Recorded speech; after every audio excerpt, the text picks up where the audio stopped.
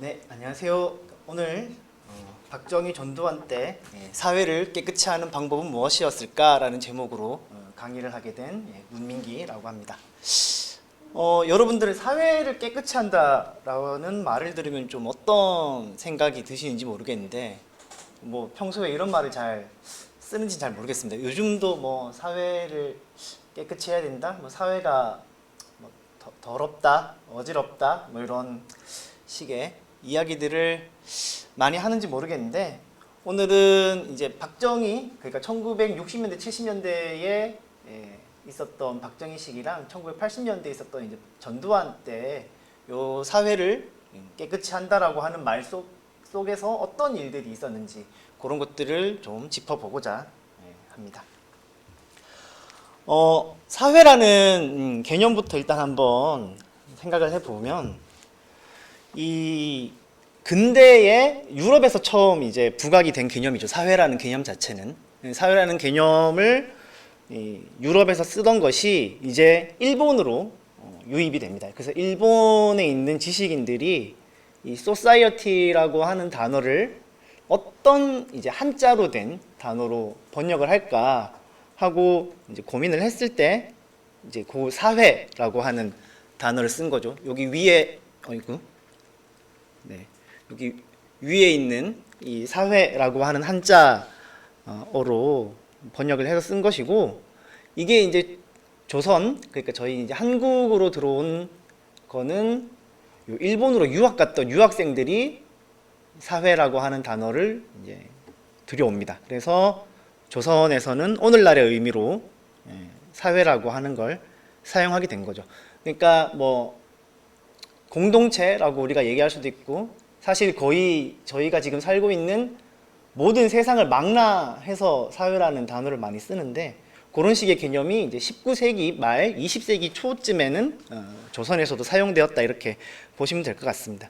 그러니까 사회라고 하는 거는 사실 근대적인 용어인 거죠. 이제 사회라고 하는 말 자체는 전근대에서는 이제 사용이 안 됐으니까 사실 그때까지는 사회라고 하는 게 없었다라고도 볼 수 있는 거죠. 이제 용어가 있어야 뭔가 그 의미가 만들어지고 실체가 생기고 그런 경우들이 있다 보니까 사회라고 하는 것이 요 시기에 만들어졌다라고 일단 봐주시면 될 것 같습니다. 그리고 이제 정화라고 하는 단어가 있는데요. 이 보통은 종교에서 많이 쓰는 단어죠. 종교적으로 봤을 때 세속적인 것들이 있고, 그런 것들을 좀 어떻게 좀 신성한 상태로 바꾸느냐 할 때 이제 그 신성하게 된다라고 할 때 정화됐다, 이렇게 많이 씁니다. 그래서 뭐 불순하거나 더러운 것을 좀 깨끗하게 한다라고 하는 의미로 정화를 많이 사용을 하고, 요게 조금 더 이제 의미가 확장되면서 좀 뭔가 잘못된 게 있다거나 뭐 하는 것들을 바로잡는 것으로도 의미를 폭넓게 사용을 하게 됩니다. 그래서 이 20세기에 다양한 용어들이 많이 이제 만들어지는데, 아까 얘기했듯이 사회라고 하는 용어가 19세기 말에 들어왔고, 이제 20세기 초반에는 다양하게 막 사회를 가지고 놀아요, 사람들이. 뭐 사회가 이제 대상화 될 수도 있고 사회가 주체화 될 수도 있는데, 그래서 뭐 사회를 확립한다라든지 뭐 사회를 개혁한다, 뭐 이런 식의 대상화도 많이 이루어졌고, 아니면 뭐 사회가 진보하고 발달한다, 뭐 이런 식으로 주체화를 해서 사회라는 단어를 많이 쓰기도 합니다. 그러니까 어떻게 보면은 이 사회라고 하는 게 일종의 생명체처럼 사람들이 많이 생각하게 된 거죠. 그래서 오늘 얘기할 이 사회를 깨끗이 한다라고 하는 의미로 했을 때 나왔던 단어가 이제 이 사회라는 단어와 정화라는 단어가 합쳐져서 사회정화라고 하는 단어가 생겨나게 됩니다. 그래서 한 30년대쯤 신문 기사들을 보면 요 사회정화라는 단어가 이제 나와요. 사회정화라고 하는 단어가 나와서 이 뭔가 좀 사회가 어지럽고 좀 문란하다, 뭐 이런 말들을 많이 쓰는데, 그런 것들을 어떻게 이제 깨끗하게 해야 되냐, 이런 식으로 하면서 사회정화라는 단어가 이제 본격적으로 이제 등장하기 시작합니다. 근데 이제 뭐 아시는 분들이 계실지 모르겠는데, 사실 사회정화라고 하는 단어를 이제 한국사에서 이제 들으면 제일 먼저 사람들이 떠올리는 건 요 삼천교육대 이미지를 제일 많이 떠올립니다. 그래서 1980년에 만들어진 뭐 정책이라고 해야 될지 뭐 기관이라고 해야 될지 이제 뒤에 다시 얘기를 할 건데, 이 삼천교육대가 마치 이제 사회정화인 것처럼 많이 이야기가 되고 있습니다. 뭐 그럴 수밖에 없는 게, 이게 전두환 때 너무나 뭐 강력하고 이미지가 이게 센 정책이었기 때문에 그런 건데요. 흔히 이제 이 삼천교육대라고 하는 거는 뭐 깡패랑 불량배들을 잡아 넣어서 이 사람들을 군대에서 이제 뭐 훈련시키고 교육시켜가지고 갱생시키고 그 다음에 다시 뭐 사회로 내보내는 일종의 그런, 뭐 사람에 따라서는 뭐 필요하다 좋다 이렇게 뭐 얘기를 하는데, 뭐 요즘 인터넷 댓글 같은 거 보면은 뭐 하여튼 사건 생길 때마다 삼천교육대가 있어야 된다 뭐 이런 식으로 막 댓글을 다는 분들도 있긴 한데, 이게 좀 그렇게 간단치 않은 문제라고 하는 것들을 오늘 좀 같이 또 이야기를 해봤으면 좋겠고요. 현재로서는 이게 너무나 수많은 피해자들을 낸 사건이기 때문에 국가폭력의 한 사례로서 인정을 받았고, 수많은 피해자들에 대한 그런 명예회복과 배상 같은 것들이 진행이 되고 있습니다. 그래서 오늘은 이런 사회정화라고 하는 것의 좀 역사적인 변화, 맥락 이런 것들을 좀 짚어보고, 이제 박정희 때랑 전두환 때 사회정화 운동이라고 하는 것들이 또 어떤 식으로 있었는지 좀 같이 살펴봤으면 좋겠습니다. 일단 사회정화의 의미를 먼저 좀 확인을 해봐야 될 것 같은데, 아까 1930년대에 이제 단어가 신문이나 이런 데 나오기 시작했다고 말씀을 드렸는데, 1950년대부터는 이제 다양한 것들이 사회정화랑 연관이 되면서 쓰이기 시작합니다. 그래서 본격적으로 한국 사회에서 사회정화라고 하는 단어가 우리가 지금 흔히 생각하듯이 뭐 사회를 좀 깨끗이 한다, 아니면 뭐 바르게 한다 이런 식의 의미로 쓰였던 것은 이제 1950년대라고 볼 수 있겠는데, 그때 제일 많이 나왔던 거는 이제 첫 번째로는 요 풍기문란을 일소해야 된다. 뭐 일소라고 하는 것은 한꺼번에 싹 깨끗이 청소를 해야 된다 이런 의미랑 똑같은 거죠.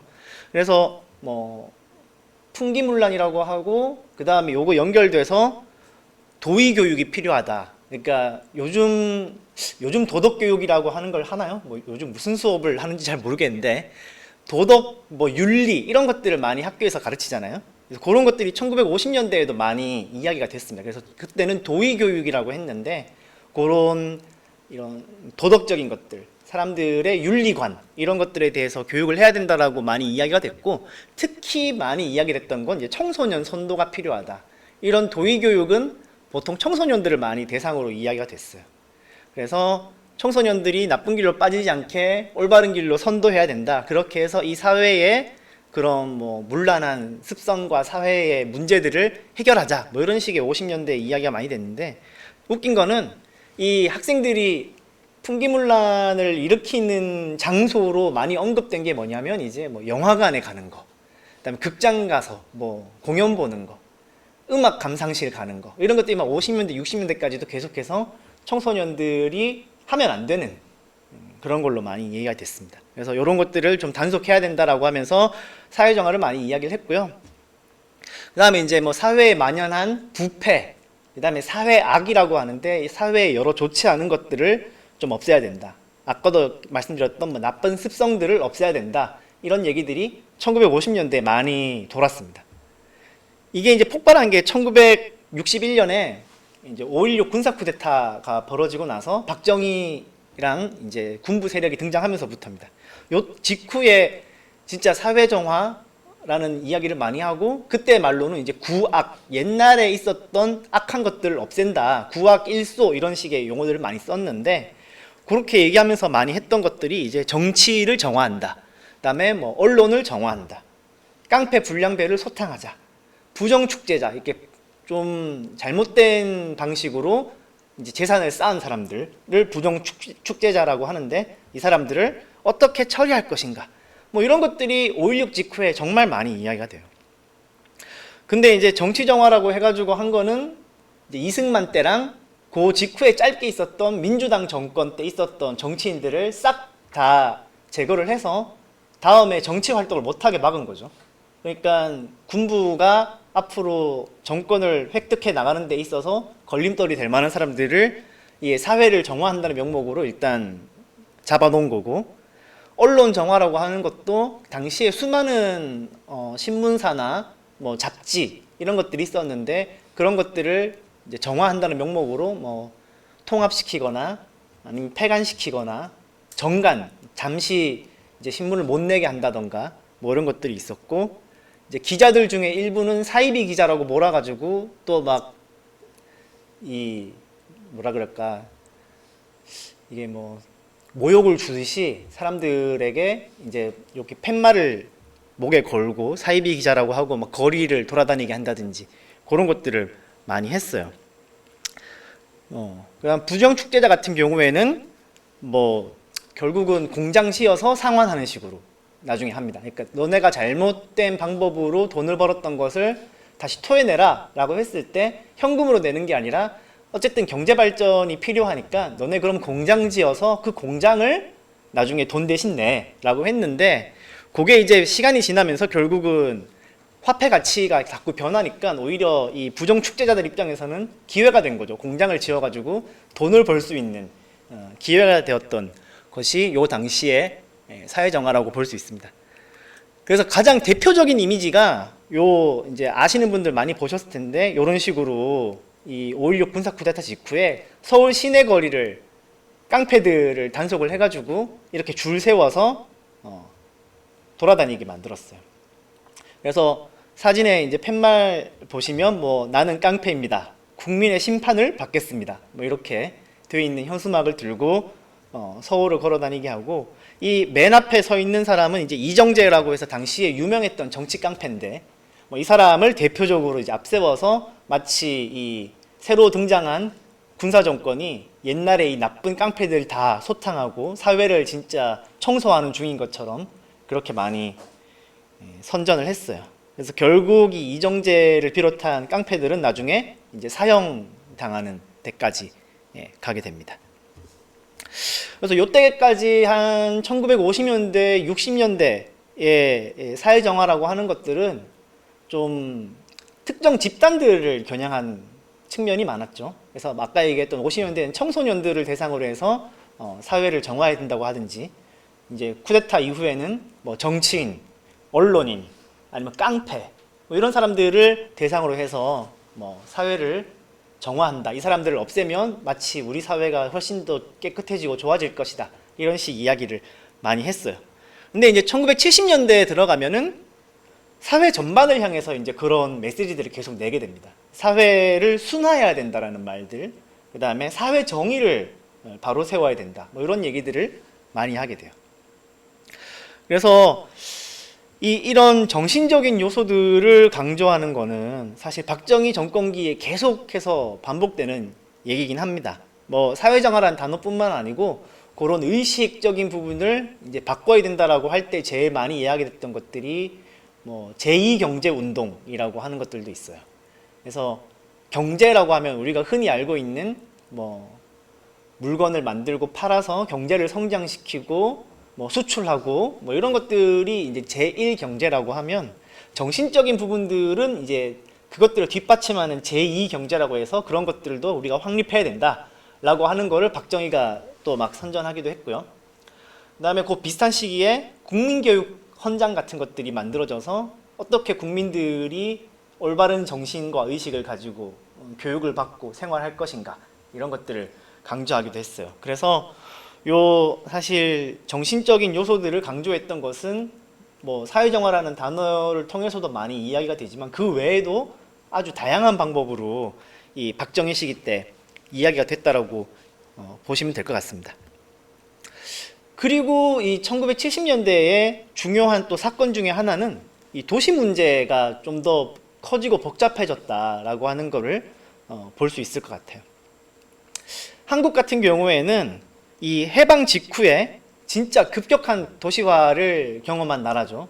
그래서 지금은 더욱더 심해졌지만 이미 1975년쯤 되면은 전 인구의 절반이 도시에 살고 있다라고 이야기가 됐고, 대표적으로 서울이 진짜 사람들이 많이 몰리는 곳이었는데 1975년에 이제 조사했던 인구 센서스 결과에는 전 국민의 20%가 서울에 살고 있다라고 이야기가 됩니다.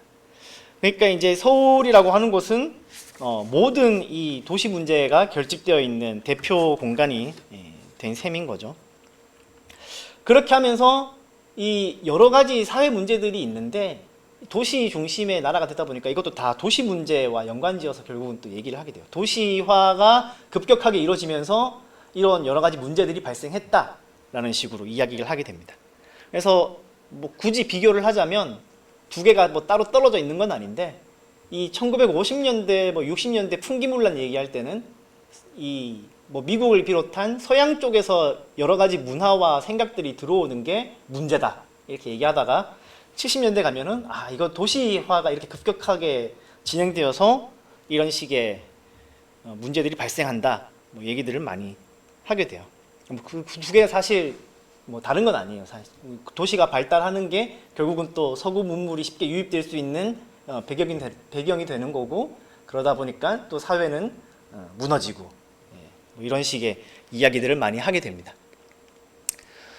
어쨌든 요 1970년대 뭐 한 70년대 중반에 새롭게 등장하고 심화되었던 도시 문제들을 크게 한 세 가지 정도로 정리해 볼 수 있을 것 같은데, 첫 번째는 이제 무허가 주택이랑 뭐 불량 주택들이 너무 많다, 이런 주택들을 정비해야 된다라고 하는 거였고, 두 번째는 여러 가지 교통 문제들이 발생하고 있다. 그다음 세 번째는 이 도시에 살고 있는 사람들의 여가 생활을 어떻게 만들어 줄 것이냐 하는 거에 대한 문제들이 많이 생기게 돼요.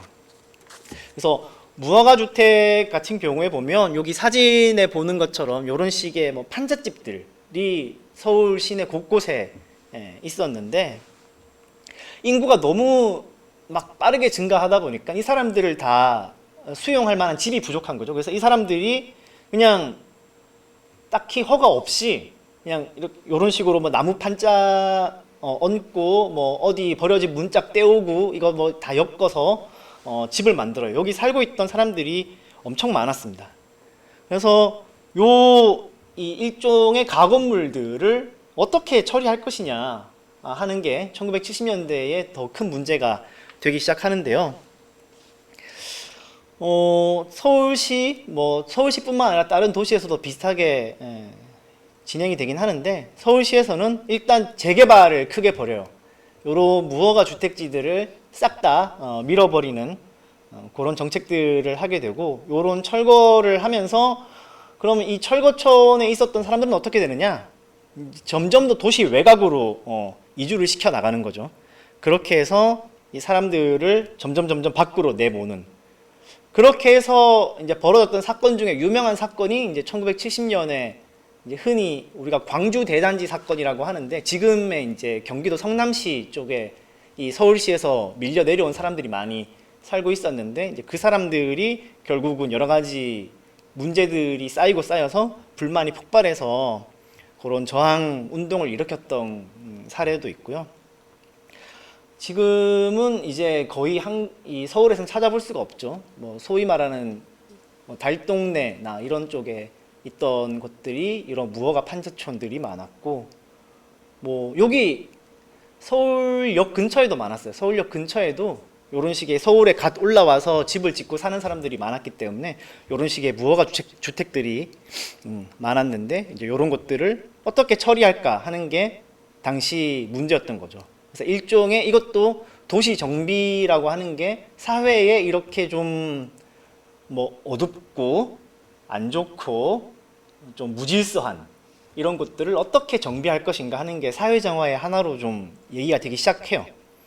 그러면서 이 무허가 주택지 같은 경우에는 각종 범죄 그리고 사회 문제의 온상으로 많이 지적이 됩니다. 여기에 사는 사람들은 다 범죄자인 것처럼 이제 취급이 되는 거죠.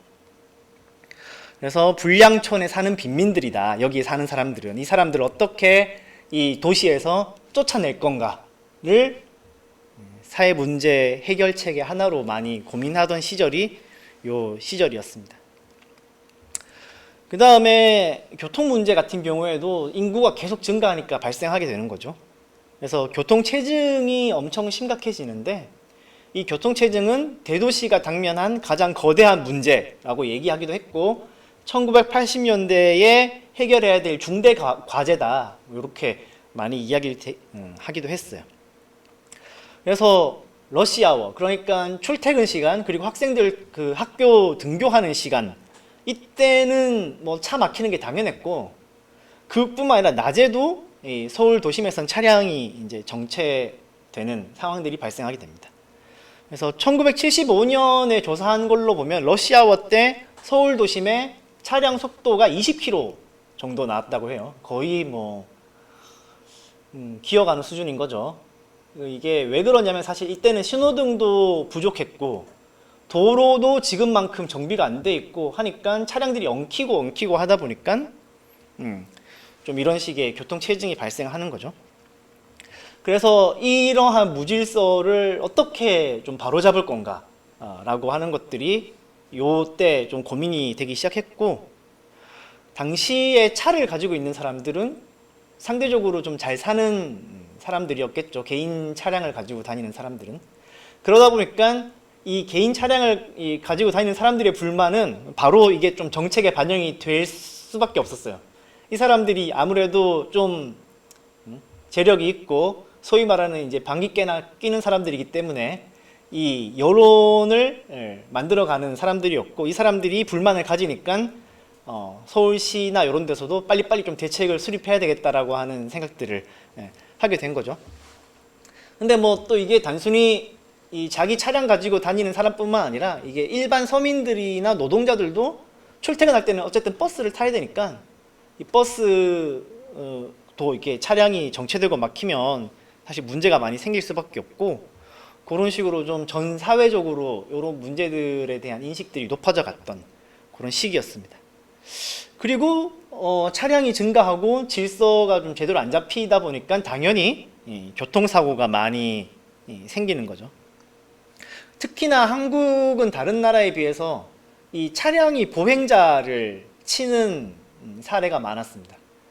그러다 보니까 결국은 또 나온 얘기가 이 보행자들이랑 운전자들한테 어떻게 좀 교통 질서를 잘 지키게 만들까, 이 질서 위반 때문에 사고가 발생하니까 질서를 좀 잘 지키게 만들어야 되겠다, 뭐 이런 식의 얘기들을 많이 하게 됩니다. 그 다음으로 이제 여가 생활 관련한 문제인데, 아까도 잠깐 얘기했지만 이 점점 도시에 사는 사람들 중에 이 중산층이 많아져요. 그러니까 뭐 중산층 기준은 사실 여러 가지로 나눌 수 있는데, 그냥 간단히 얘기해서 좀 일정한 소득 수준이 있는 사람들, 그런 사람들이 좀 많아졌고, 이 사람들이 결국은 어느 정도 수입이 생기고 하다 보니까 그 다음에 요구하게 되는 것은 이제 어떤 식으로 소비할 건가, 어떤 식으로 여가 생활을 영위할 건가, 이런 것들에 대한 관심들이 많아지게 됩니다.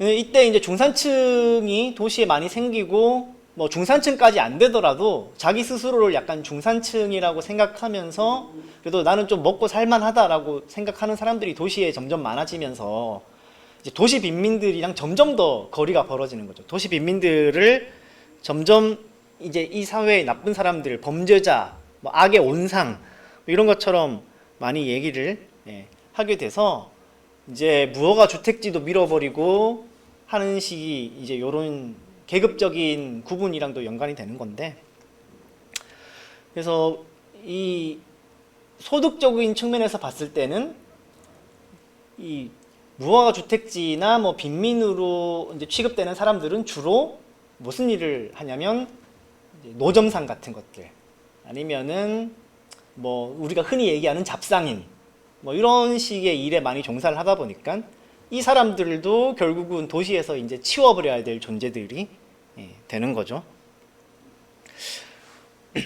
그리고 이제 다시 돌아가서 결국은 여가시설을 어떻게 또 확충해 줄 건가. 사실 수요는 늘어났는데 공급이 그만큼 따라오지를 못하는 게 이 1970년대 상황인데요. 결국 몇 개 안 되는 이 뭐 유원지나 관광지에 사람들이 많이 몰리게 되는 거죠. 사람들이 많이 몰리게 되면 당연히 그 사람들이 막 뒤엉키고 막 이러니까 질서가 좀 무너졌다 뭐 이런 얘기들을 많이 하게 되는데 1973년 5월 5일에 이제 어린이 대공원이 개원을 하거든요. 그래서 73년에 어린이 대공원이 개원할 때 그때 60만 명이 몰렸다고 그래요. 그 어린이 대공원에만. 그래서 사람들이 그만큼 몰려든 걸 보면 이게 좀 얼마나 그 당시에 서울에 있는 사람들이 갈 만한 곳이나 뭐 여가 생활을 할 만한 곳이 없었는지를 보여주는 사례 중에 하나라고 할 수 있겠죠. 그 다음에 뭐 봄이나 가을 이럴 때 사람들이 다 뭐 산으로, 들로, 바다로 이렇게 놀러 가는데 주말에 막 움직인 사람이 막 몇백만 명씩 여기저기 움직여가지고 버스나 기차역에서 뭐 질서가 없어서 사고가 발생했다 이런 식으로 신문 기사들이 계속 나와요. 그래서 이 도시 문제라고 하는 게 결국은 질서를 어떻게 잡을 건가라고 하는 거랑 점점 이제 연결되기 시작하는 거죠. 그리고 이제 1980년으로 넘어옵니다. 여러분들이 잘 아시다시피 1980년에 이제 전두환이 등장을 하게 되는데 대통령이 되기 전에 여러 가지 사건들이 있습니다. 일단은 5월 달에 이제 광주를 진압하고 나서 만들어지는 게 국가보위 비상대책위원회라고 해가지고 거의 이제 정부 기관과 똑같은 일들을 하는 단체를 만들었는데 이때 이제 13개의 분과위원회를 만드는 것 중에 하나가 이제 사회정화 분과위원회라고 하는 것을 만들어요. 그리고 요게 정부가 이제 전두환이 대통령이 되고 나선 이제 국무총리 밑에 사회정화위원회라고 하는 것들 이제 만들면서 본격적으로 1980년대에 사회정화 운동이라고 하는 것들을 만들어 가게 되는 거죠. 그래서 이 과정에서 보면 1980년부터 80년 8월부터 이제 9월까지 한 달 정도 되는 건데 이때 이제 사회정화 분과위원회에서 전국 각지의 여러 가지 정화 추진 위원회들을 만들게 됩니다. 그 숫자가 32만 개가 넘어가는데 이게 이제 뭐 지역마다 만들고 학교마다 만들고 또 직장마다 만들고 막 정화위원회를 다 만들어요. 그래서 요즘은 이제 뭐 통반 얘기를 막 그렇게 많이 하진 않는데 이제 무슨 동 밑에 몇 통 몇 반 이렇게 단위가 내려가는데 그 반 단위까지도 정화추진위원회를 다 만들고 학교 같은 경우에도 뭐 초등학교, 중학교, 고등학교의 학교별, 그 다음에 학년별, 그 다음에 각 반별로 정화추진위원회를 막 다 만들어서 엄청 이 조직적으로 사람들을 좀 동원할 수 있는 체계들을 1980년에 만들게 됩니다. 요 옆에 사진은 이제 전두환이 국가보위 비상대책위원회 만들고 나서 이제 현판식 할 때 사진이죠. 이제 이때는 아까 말씀드렸던 1950년대, 60년대 그리고 뭐 70년대까지 이어졌던 정신적인 요소들을 강조하는 그 내용이랑 그다음에 도시 문제를 어떻게 대응할 거냐 라고 했던 그 두 개가 이제 결합이 되어 가지고 사회정화 운동이라고 하는 게 진행이 되기 시작하는 거죠.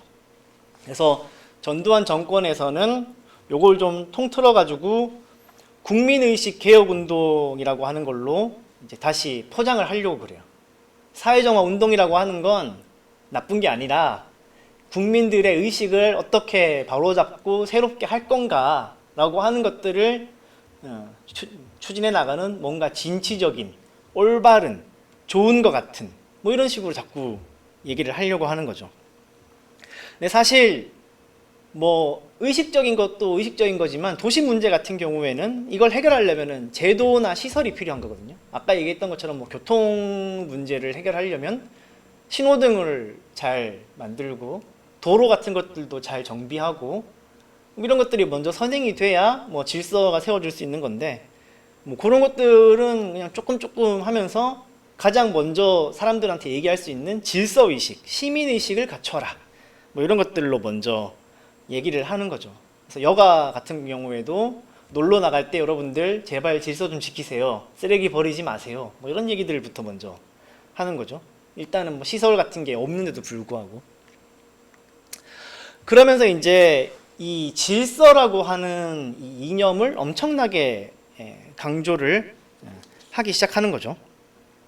그래서 사회정화 운동의 이념이라고 하면 보통 3대 이념이라고 해서 정직, 질서, 창조 이렇게 세 가지를 꼽는데, 뭐 정직이라고 하는 건 말 그대로 사회를 살아감에 있어서 우리가 정직해야 된다 뭐 이런 거고, 질서는 아까 앞에서 계속 얘기했던 그런 무질서함을 타파하고 질서를 지키자 뭐 이런 거고, 이제 창조라고 하는 것은 이런 것들을 바탕으로 해서 뭔가 앞으로 우리가 진취적이고 새로운 것들을 만들어 나가서 뭐 나라와 민족의 발전을 꾀하자 뭐 이런 식의 얘기들을 이제 사회정화에서 갖다가 써요. 그래가지고 요 오른쪽에 보이는 건 이제 사회정화 마크인데, 이 사회정화 마크에 보면 요 빨간색 세 가지 이제 불꽃이 이 정직과 질서, 창조를 얘기한다고 하고, 그다음에 무궁화 모양은 민족의 정통성, 그다음에 요 하얀 바탕 부분은 이제 밝고 바른 사회를 얘기하고, 파란색은 높고 맑은 사회정화의 이상을 표현했다라고 이제 합니다. 이 마크 만드신 분이 1982년에 이제 일반인들한테 공모를 해가지고 사회정화 마크를 만들었는데, 요게 이제 당선이 되어가지고 계속 쓰이게 돼요. 근데 어쨌든 요런 뭐 정직과 질서와 창조를 강조를 하는데, 의식개혁할 때 제일 중요하게 얘기된 거는 이제 질서가 계속 강조가 되는 거죠. 질서를 확립해야 된다. 질서가 필요하다. 그래서 사회 문제는 결국 다 우리가 질서 안 지켜서 그런 거다. 뭐 이런 식으로 계속 얘기를 해요. 어떻게 좀 납득이 되나요? 이게 질서가 부족해서 사회가 이렇게 어지럽고 문제라고 하는 게 뭐 완전 틀린 말은 아니겠죠. 당연히 뭐 사회적인 약속과 질서를 지키면은 이제 그런 사회를 살아감에 있어서 필요한 부분들이니까. 그래서 근데 이런 것들이 또 현실적으로는 사람들을 동원하기에 너무 좋았어요. 질서라고 하는 것들을 강조하면서 사람들을 이제 캠페인에 많이 동원시키거든요.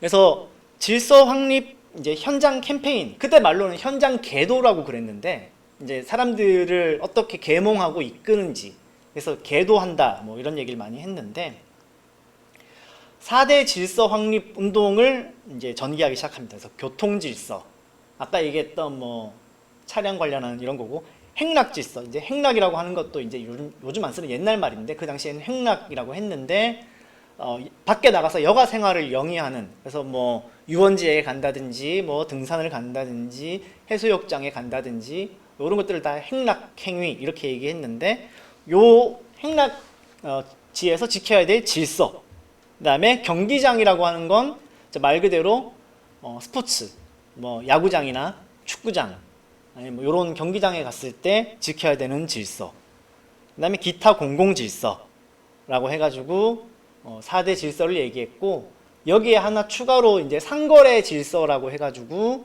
물건을 사고 팔 때 지켜야 될 질서 같은 것들을 많이 얘기해요. 근데 이 상거래 질서라고 하는 거는 이제 앞에 얘기했던 뭐 교통 질서 이제 거리 질서랑 또 같이 묶여서 많이 얘기가 되는데, 그런 거와 많이 연관이 되고, 또 유원지 같은 데 놀러 갔을 때나 뭐 이럴 때 물건 사고 파는 것들을 많이 하니까 거기에서 지켜야 되는 질서, 이런 걸로 같이 연관되어서 많이 얘기가 돼요. 그래서 이런 식으로 이 뭐 사회학 일소하다 해서 뭐 새 시대 건설하자는 둥 뭐 이런 식의 대회도 많이 열고, 이런 사람들이 여기 사진에 보이는 것처럼 어깨띠 걸고 피켓 들고 이제 현장 나가서 사람들한테 계속해서 질서를 지키라고 요구를 하는 거죠. 그래서 이 4대 질서라고 하는 것은 결국은 아까 얘기했던 뭐 70년대부터 이어져 온 도시 문제에 대한 대응이라고도 볼 수 있습니다. 그래서 교통 질서는 결국은 교통 문제랑 교통 사고가 많이 있으니까 교통 질서를 강조하고, 그다음에 여가 생활을 영위할 만한 시설이 부족해서 사람들이 몰리는데 그건 모르겠고 일단 행락지에서 질서를 잘 지켜야 되고, 경기장도 사실 어떻게 보면은 이런 여가 생활이랑 연관된 거죠. 사람들이 스포츠 경기를 보러 가는 그 당시에 한 거니까.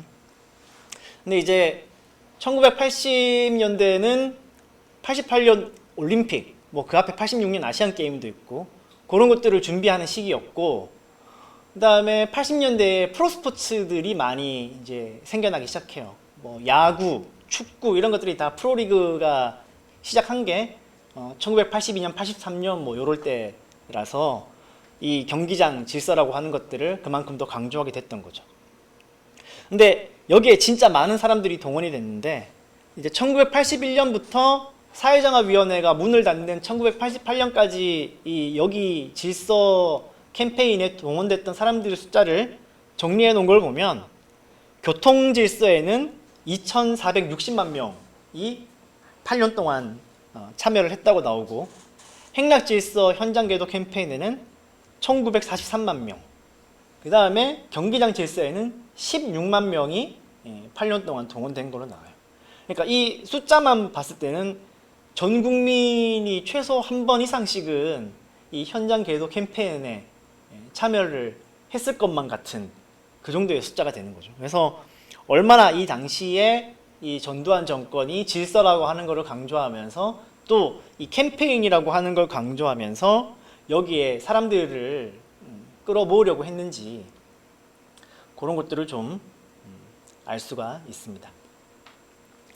그리고 이 이제 현장 계도, 현장 캠페인에 사람들이 갔을 때 어떤 식으로 활동을 해야 되는지, 또 이 사람들에 대한 교육을 해야 되니까, 물론 그 조장들 위주로 교육을 많이 했겠지만 그런 교재 같은 것도 많이 발간을 했어요. 그래서 거리 질서 현장 계도 방법이라고 하는 책자도 있고, 행락 질서 현장 계도 방법이라고 하는 책자도 만들어서 요 당시에 캠페인을 벌이는 방법들을 설명을 하고 있어요. 뭐 내용들이 엄청 많은데 제가 그림이 재밌어서 그냥 몇 개 가져왔는데, 요거 이제 버스 정류장에서 현장 계도 할 때 어떤 식으로 해야 되느냐를 그림으로 그려놓은 거예요. 그래서 버스 정류장에 버스가 이렇게 들어오면 사람들이 줄 서서 탈 수 있게 계도를 하는 거죠.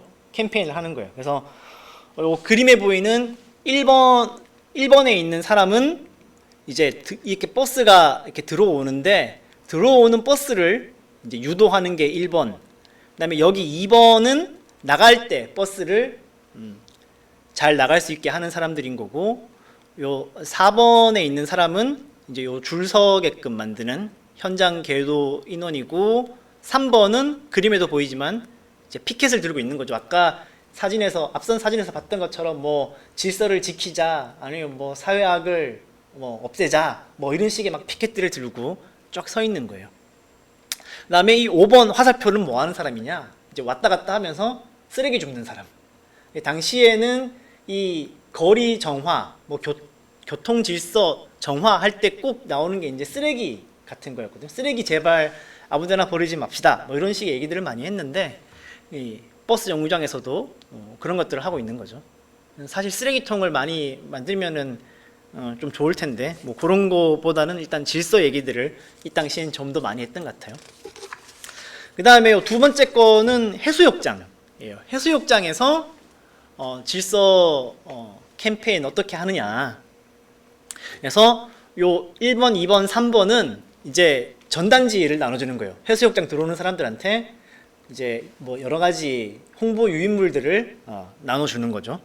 나눠주는 사람들이 있고, 4번, 5번은 이제 피켓 들고 있는 거고, 6번부터 10번까지 사람들이 이제 해수욕장 이렇게 왔다 갔다 하면서 사람들한테 질서 지켜라, 아니면 뭔가 잘못된 행동을 하고 있는 사람들을 단속하거나 뭐 이런 역할들을 하는 사람들이고, 여기 11번은 이제 방송하는 사람, 해수욕장에서 질서를 지킵시다, 아니면 뭐 쓰레기 버리지 맙시다, 뭐 거기 어디 들어간 사람 뭐 나오세요, 뭐 이런 거 하는 그런 사람이었어요.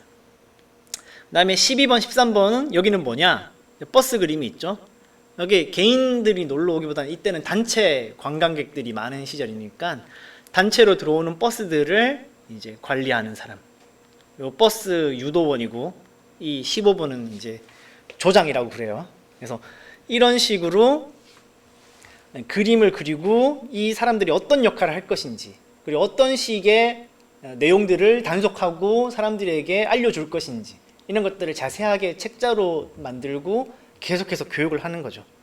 그래서 지금 뭐 그림은 제가 2개만 가지고 왔는데, 버스 정류장 말고도 뭐 횡단보도에서 길 건널 때 양쪽에서 깃발 들고 있고 피켓 들고 있고 사람들 횡단보도로 길 건너게 이렇게 유도하고 뭐 그런 것들도 있었고, 택시 정류장에서 이제 택시 탈 때도 어떻게 질서 있게 택시를 탈 것인지 뭐 이런 것들을 하는 그림도 있고, 그다음에 해수욕장뿐만 아니고 뭐 유원지 입장할 때, 아니면 이제 등산객들이 산에 올라갈 때, 뭐 이때 어떻게 할 거냐, 뭐 그런 것들을 많이 하는 것들을 그림으로 그려놨어요. 근데 이런 식으로 이제 질서, 뭐 사회적인 약속을 지키는 것 말고 또 질서를 강조했던 이유 중에 하나는 결국은 약간 정치적인 맥락이 없을 수 없는 건데, 이 조금 시계를 다시 앞으로 돌려서 여러분들이 뭐 많이 들어봤을 12.12 쿠데타 이후에 이제 전두환이 등장을 했어요. 전두환이 등장을 했고 5월 17일에 이제 비상계엄 전국 확대 조치라고 하는 거를 해요. 이제 5.18 광주 있기 하루 전이죠. 그래서 이때 했던 것은 10월 26일에 박정희가 죽었죠. 1979년 10월 26일에 박정희가 죽고 나서, 박정희가 죽으니까 계엄령이 발동이 돼요. 근데 이때는 제주도를 빼고 계엄령이 선포가 되는 건데, 5월 17일에는 제주도를 포함해서 전국에다가 계엄령을 선포하기 시작해요. 그러면 계엄이 한 단계 더 높아지는 거거든요. 그렇게 되면은 이 대통령의 권한이나 뭐 이런 걸 통해서 계엄 사령관에게 모든 권한을 다 줄 수 있는, 이제 전두환에게 진짜 마지막 남은 하나까지 다 끌어모아서 실권을 쥐어줄 수 있는 게 5월 17일의 비상계엄 전국 확대 조치였는데, 이때 이제 사회가 엄청 혼란했다라고 계속 강조를 하는 거죠. 왜 이렇게 전국으로 이 계엄을 확대할 수밖에 없었는가 라고 하는 것들을 극도로 혼란한 상태였다라고. 그래서 이제 이게 육군본부에서 만들어낸 계엄사라고 하는 책자에 쓰여 있는 표현인데, 말 그대로 왜 이 계엄을 했고 우리들은 계엄 기간 동안에 어떤 좋은 일들을 했고 필요한 일들을 했다라고 이제 자기들 나름대로 이 성과를 자랑하고 자신들의 정당성을 확보하려고 만든 책자인데, 여기에 보면 이 계엄, 이제 5월 17일 계엄하기 직전을 뭐라고 표현해 놨냐면, 당시 사회 풍조는 고유의 윤리 도덕관이 동요되어 있었고 가치관이 흔들리고 정치 사회가 불안했고 공직자들의 기강이 해이해졌다. 그래서 뭐 제대로 일도 안 했다. 기회주의적 처신과 무사한 일의 기풍이 만연되어서 부조리 현상이 심화되어 있었고, 학원 소요의 장기화, 그러니까 학원, 여기서 말하는 학원, 이제 대학에서 학생들이 시위하고 여러 가지 학생 운동했던 것들이 많았다. 그러다 보니까 경찰이 거기에 투입이 되다 보니 치안 공백 상태가 벌어졌고, 그러다 보니까 범죄가 증가하고 사회 질서가 극도로 혼란스럽고 문란했다. 그래서 거의 무슨 나라가 이제 무너지기 일보 직전에 있는 것처럼 표현을 하는 거죠. 그렇기 때문에 계엄을 전국으로 확대할 수밖에 없었다. 조금 더 강력하게 때려잡아서 질서를 유지하기 위해서 했다라고 자기네들은 이야기하고 있는 거죠. 그래서 결국은 이 국가보위비상대책위원회에서 가장 중요하게 했던 건 사회정화였어요. 아까 사회정화 분과위원회가 있었다고 했는데, 나중에 이제 국가보위비상대책위원회에서 자신들의 또 업적을 정리한 책자 같은 걸 보면 제일 먼저 등장하는 게 사회정화 얘기예요. 사회를 어떻게 우리가 깨끗하게 만들고자 했는지, 왜 그 이전에 어지러운 사회였는지를 막 강조를 하고, 그 다음에 우리가 이렇게 해와서 사회를 깨끗하게 만들고자 했다라고 하면서 자신들의 정당성을 주장을 하는 거죠. 그래서 이게 참 5.16 때랑 똑같은 게 권력형 부정축제자라고 해서 이 사람들을 또 단속을 해요. 이때 단속된 사람들은 주로 이제 전임 정권, 박정희 정권에서 돈 벌었던 사람들, 요직에 있었던 사람들을 권력형 부정 축제자라고 해가지고 다 이제 또 정화를 하는 거죠. 이때 대표적으로 이제 실각했던 사람이 이제 김종필 같은 사람들이 요렇게 잡혀 들어갔고, 그 다음으로 뭐 학생과 노조 소요 배후 조정 혐의자, 말이 좀 어렵죠. 이제 학생운동하는 사람들, 노동운동하는 사람들이 있는데 그 사람들 뒤에서 이 사람들을 조종한 사람들이 있다. 이 사람들을 또 검거해야 된다. 라고 해서 이때 이제 대표적으로 잡혀 들어간 건 김대중 같은 사람들이 이때 학생 노조 소요 배후 조정 혐의자로 들어가게 돼요. 그렇게 하면서 또 뭐 김대중 내란 음모 사건이라고 하는 것들을 나중에 또 조작해서 만드는데, 그만큼 사회가 계속해서 질서가 어지럽다라고 하는 것들을 얘네들은 강조하고 싶은 거죠. 그 다음에 고위공무원들 정화 작업이라고 해가지고 또 이 박정희 정권에서 일했던 사람들을 다 주저앉히고 이제 신군부 전두환 정권이랑 좀 이제 잘 맞는, 이 사람들 챙겨줘야 되는 사람들을 위한 자리들을 만드는 거죠. 그래서 이때 아까 제일 앞에서 얘기 드렸던 이제 삼천교육대 같은 것들이 등장하기 시작하는 거예요. 그래서 사회학을 일소하자 뭐 이런 얘기들을 하면서 나왔던 게 삼천계획 5호라고 하는 게 대표적인 거고, 이걸 통해서 삼천교육대가 만들어지는 거죠. 이게 삼천계획이라고 만드는 거는 이 사회정화위원회 사무실이 어디 있었냐면 지금 경복궁 동쪽 편에 있는 삼청동 쪽에 이 사무실이 있었어요. 그래가지고 이 삼청동 사무실에서 만든 계획이다 해가지고 이제 삼천계획이라고 했는데, 어쨌든 요때 이제 뭐 흔히 불량배 소탕 작전이라고 해가지고 선전하면서 사람들을 잡아 넣었는데, 이제 1980년 8월부터 81년 1월까지 한 반년 정도 되는 기간 동안 한 6만 755명이 검거되었다고 기록에 나와 있습니다. 그래서 이렇게 사람들을 검거를 한 다음에 이제 군대, 군인들, 검찰, 경찰, 요원들이 모인 합동수사단에서 사람들을 심사를 하는 거예요. 요때는 이제 뭐 지역에 있는 유지급 인사들도 좀 참여를 시키고 해가지고 이 6만 명에 대한 심사를 진행을 합니다. 심사를 진행을 해서 A, B, C, D로 나눠요. 그래서 A급은 진짜 이것은 흉악한 범죄자다 뭐 이렇게 해가지고 군사재판에 넘기거나 검찰에 송치를 해가지고 이제 구속 재판을 받게 만드는 거고, D급은 그냥 훈방 조치 시키게 돼요. 그리고 이제 B랑 C는 이제 그 사이에 있는 사람들인데, 이 사람들은 순화교육의 대상이다라고 하는 거죠. 순화시킨다라고 하는 거죠, 이 사람들을. 이 순화교육의 대상이 된 사람들은 이제 삼천교육대로 보내게 되는 거예요. 이 인원이 39,742명 정도가 삼천교육대로 이제 보내지게 됩니다. 근데 이렇게 뭐 삼천교육대 가서 4주 동안 교육을 받았어요. 근데 교육을 받고 나왔느냐? 나온 사람도 있고 또 일부는 못 나온 사람들이 있는 거죠.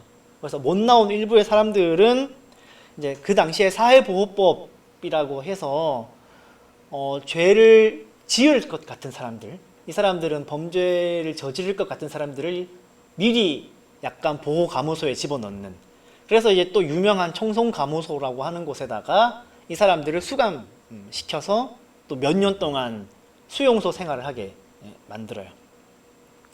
근데 이게 단순히 불량배랑 뭐 깡패 이런 사람들만 들어간 건 아니고, 아까 앞서 얘기했던 뭐 도시빈민, 불황인 이런 사람들도 다 삼천교육대로 들어가요. 왜 들어가냐? 이 사람들 아까 뭐라 그랬어요? 도시빈민들은 범죄를 일으킬 것 같은 사람들인 거예요.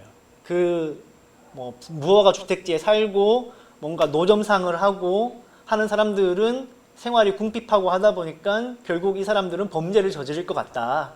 이렇게 되다 보니까 범죄를 저지를 것 같은 사람들을 미리미리 잡아서 순화교육 시켜야 된다 해서 삼천교육대로 많이 들어가는 거죠. 그래서 죄를 지어서 간 건 아니에요.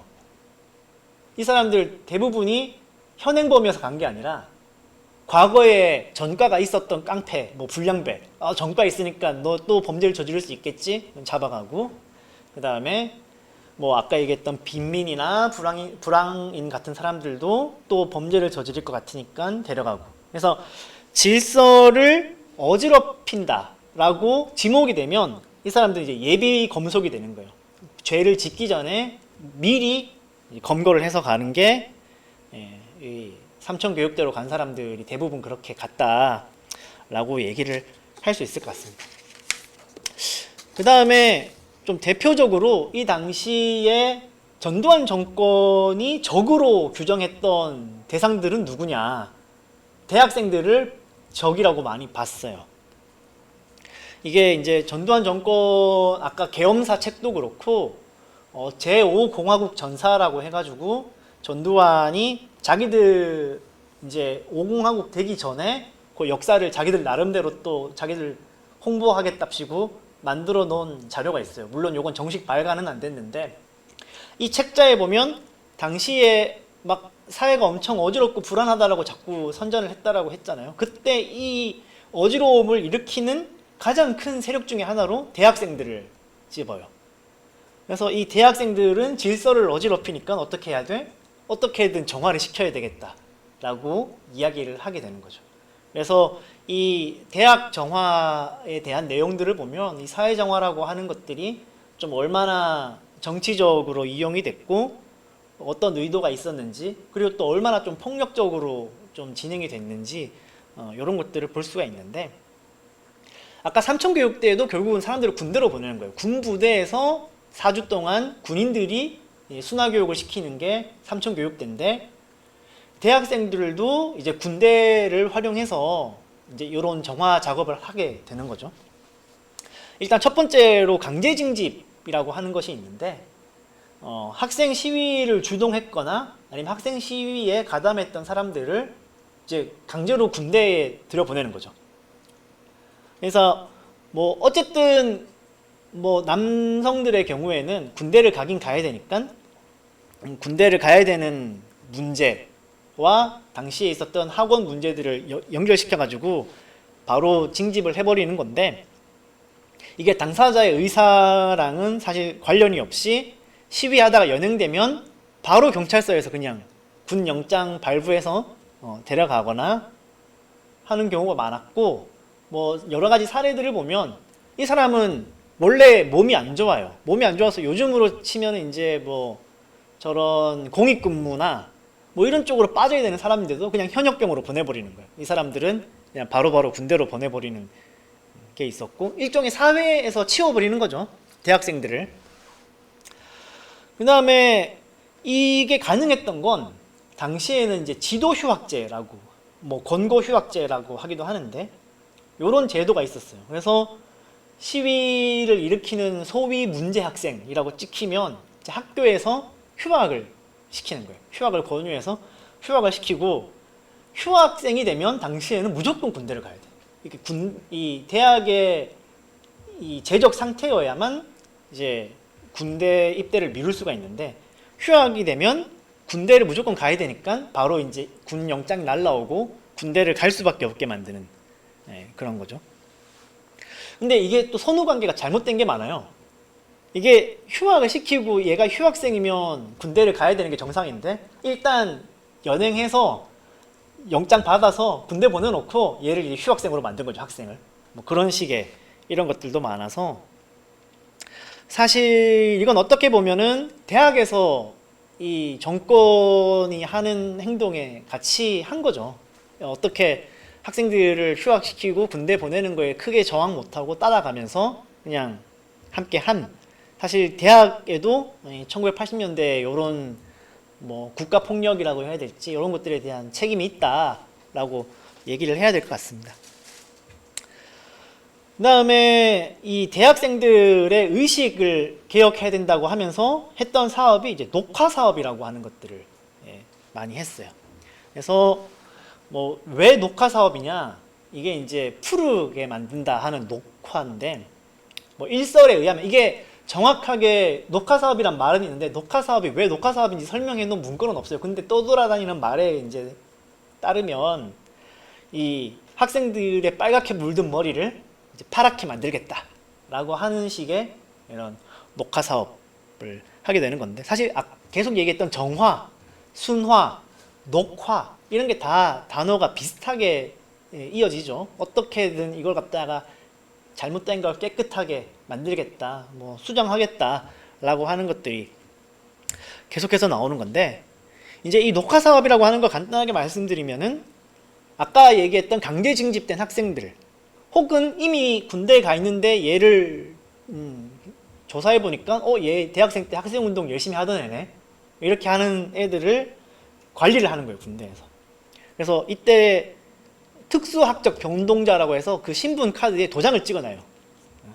특적자 뭐 아니면 뭐 이렇게 해가지고 도장을 찍어놓고 군대에서 얘는 관심 있게 지켜봐야 될 학생이다 라고 해서 관리를 했고, 이 관리를 하는 와중에 단순히 감시만 한 게 아니라 이 학생들을 데려다 놓고 다시 순화교육을 시킵니다.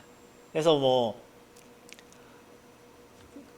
자서전 같은 거 뭐 읽고 뭐 독후감을 써내라는 둥, 아니면 너 이제 뭘 잘못했는지 써내라는 둥, 막 그런 것들을 또 몇 주간 교육을 시켜서 그 중에 교육이 좀 됐다라고 생각하는 학생들을 휴가 때 학교에다가 보내요.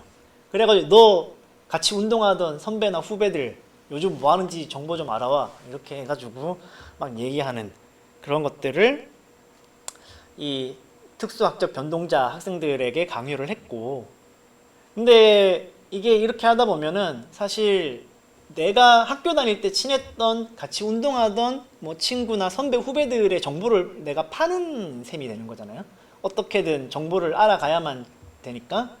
그래서 이 녹화 사업의 대상자가 되었던 사람들이 엄청난 그런 심리적인 고통도 있었고, 그러다 보니까 자기 또 스스로 뭐 이렇게 자해도 하게 되고, 결국은 이 녹화 사업 때문에 자살하는 사례도 있었고, 그 다음에 강제 징집되어서 갔다가 의문사 당한 사람들도 많았고, 당시에 이 강제 징집과 이 녹화 사업을 통해서 많은 학생들이 죽었어요. 그래서 이 사진은 이제 고려대에 있었던 한 학생이 이제 강제 징집돼서 군대 갔다가 의문사 당해서 학생들이 모여서 이제 시위하고 저항하고 했던 그런 사례인데, 그런 것들이 이 당시에 좀 많이 있었다라고 하는 것들을 말씀드릴 수 있을 것 같아요. 그래서 이렇게 보면 사실 선후관계를 따져보면 지금 뒤에 얘기한 뭐 삼천교육대나 아니면은 뭐 학생들을 잡아놓고 했던 그런 것들이 사실 먼저인 거죠. 이게 먼저 있고 나서 의식개혁 뭐 이런 것들을 강조하고 막 질서를 강조했던 게 이제 1980년대 사회정화 운동인데, 그렇게 봤을 때 사실 질서를 강조한 거에는 결국 다 이유가 있었다, 이렇게 볼 수 있는 거죠.